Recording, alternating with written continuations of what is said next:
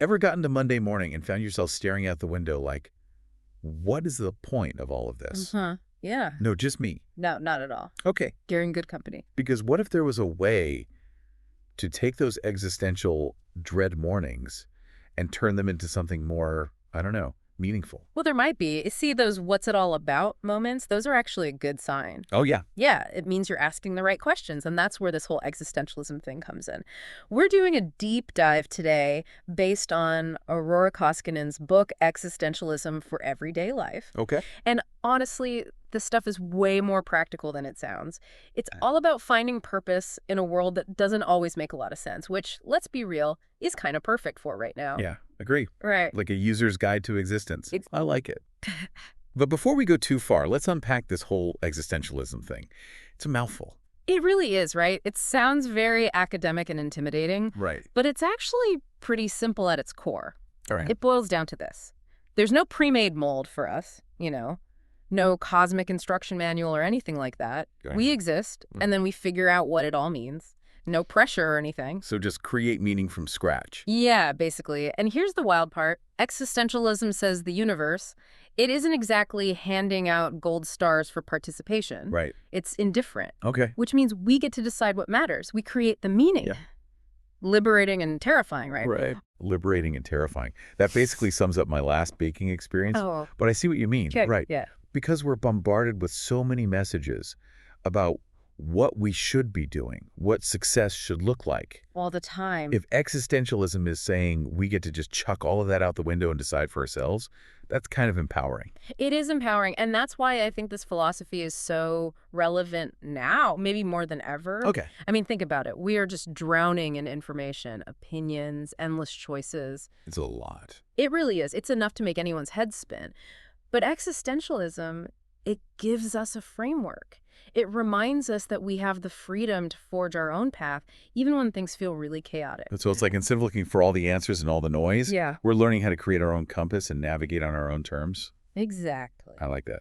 And throughout history, there have been these brilliant thinkers, philosophers, writers who've grappled with these very questions, figuring out how we can live authentically in a world that doesn't always make sense. We can think of them as kind of guides on this journey. Okay, who are these guides? Give me a sneak peek of who we're meeting on this existential road trip. All right, so who is our first guide on this existential road trip?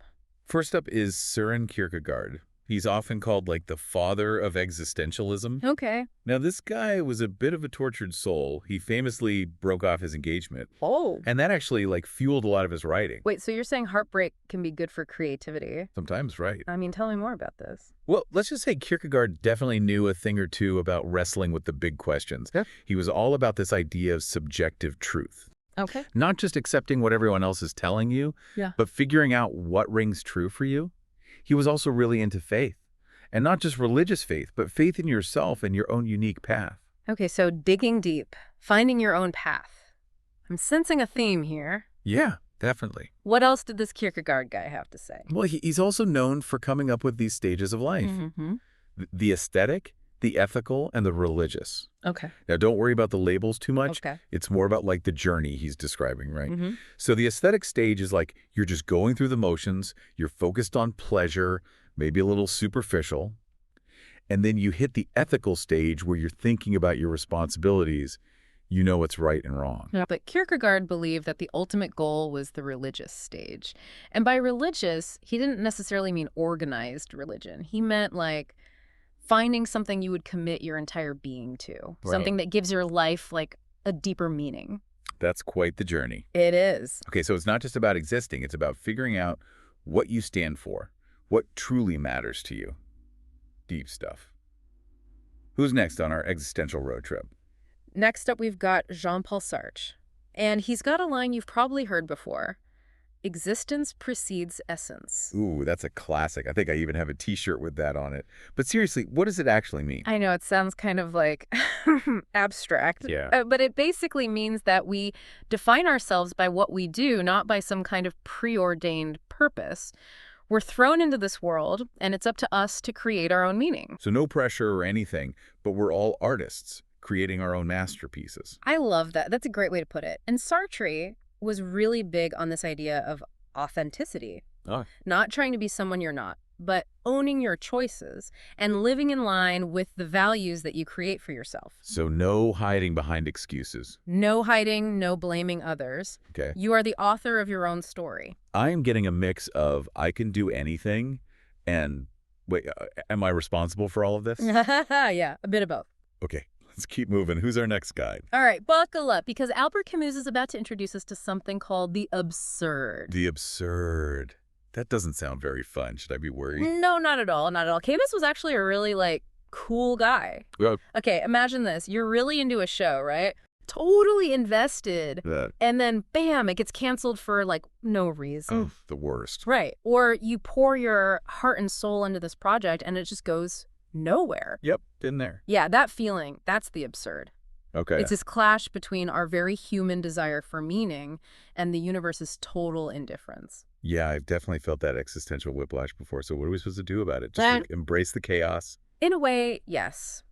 Camus said that we should embrace the absurd, not give up, but rebel against it by living really fully, passionately, even if there's no guarantee of a happy ending. And he uses this myth of Sisyphus to kind of explain it. Okay, Sisyphus, refresh my memory. Oh, yeah, he's the guy who was condemned to push a boulder up a hill for all eternity. Oh, yeah, talk about a bad day at the office. Yeah, right. But Camus says we need to imagine Sisyphus happy. Not because pushing a boulder's fun, but because he is choosing to find meaning in the struggle itself. He's defying the absurdity of it all. I love that. Yeah, life is tough, but we can choose how we respond to it. Exactly. That's powerful. Okay, who else are we going to meet on our existential road trip? Well, we've got some incredible women to introduce you to. Okay. Like Simone de Beauvoir. She took existentialism and applied it to feminism in a way that was really revolutionary for the time. Okay. She famously said, "One is not born, but rather becomes a woman." That's super fascinating because it really challenges the idea that we're just born into certain roles, destinies, all of that. Exactly. De Beauvoir was pointing out how much of who we are is shaped by these societal structures, these expectations, not just our biology. And she challenged us to break free from those constraints and create our own identities. Okay, I like her already. Right.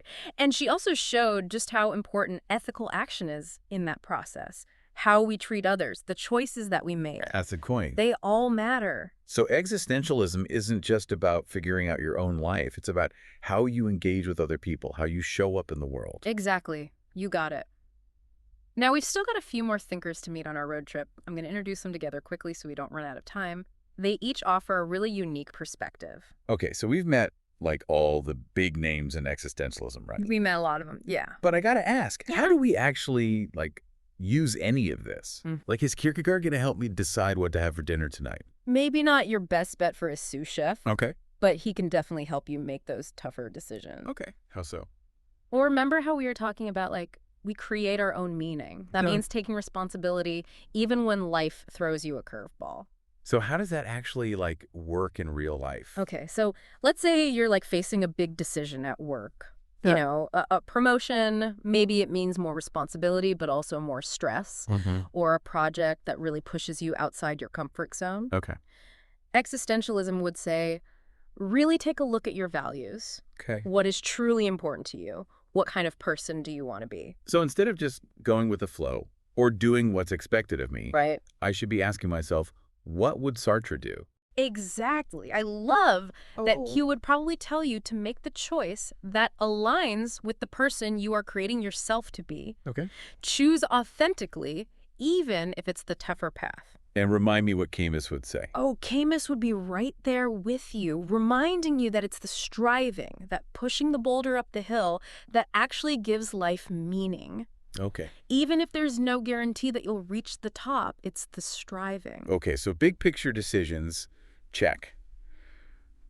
But this existentialism stuff, it can help with everyday life too, right? Absolutely. Because we're all just trying to, find our purpose in this crazy world. And we talked about it earlier, but it's you create your own meaning, right? Right. It doesn't just fall out of the sky. So true. So instead of waiting for that purpose to magically find you, start creating it. What makes you feel alive? What are you passionate about? Okay, time to dust off some old hobbies. I love it. Yeah. But what about when things get really tough? Existentialism doesn't exactly sugarcoat the hard parts of life, does it? No, it doesn't. But this is where I think someone like Tillage and his idea of the courage to be comes in. Yeah. Existentialism encourages us to face those really difficult emotions head on, not just pretend they aren't there. Like what? Like anxiety or fear, even those like, what's the point moments, Yeah. right? Those are all part of the human experience. So it's not about like striving for this picture perfect, happy all the time existence. Not at all. It really is about acknowledging the full spectrum, the good and the bad, Okay. and finding a way to like move through it all with courage. You know, it's like they say, sometimes you have to break down to break through. That's so true.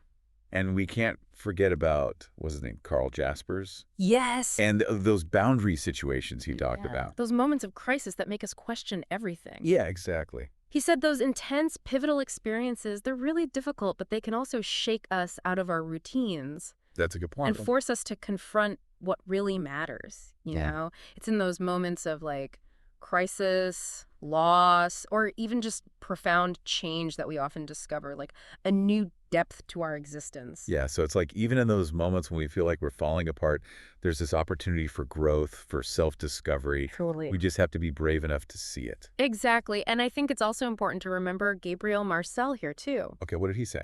He talked about this really important distinction between being and having. Okay. It's so easy to get so caught up in the having, right? Like the stuff. The stuff, the achievements, all of that. Yeah. But Marcel is saying that true fulfillment, that comes from being. Okay, I like that. Like really living authentically and connecting with something larger than ourselves. Wow, we covered so much today. Yeah. From Kierkegaard's Stages of Life to Camus's, what was it called? His rebellion against the absurd. Yes, Rebellion Against the Absurd. And it's clear that existentialism is so much more than just some like abstract philosophy. It's really not. It's like a toolkit for navigating life, but like on your own terms. Totally. And if anyone out there is feeling inspired to dive even deeper into this whole world, Please. I highly recommend checking out Aurora Koskinen's book, Existentialism for Everyday Life. It is full of even more insights and really practical advice that you can actually use. Amazing. It's officially at the top of my reading list. So as we wrap up our deep dive on existentialism, I am left with this thought. If we create our own meaning, what happens when our meaning, like, bumps up against someone else's? That's a great question. How do we balance our individual pursuit of purpose with our responsibility to, I don't know, like other people? Yeah, That's something I think we all need to ponder. definitely something to think about. That's all the time we have for our existential deep dive today. See you next time.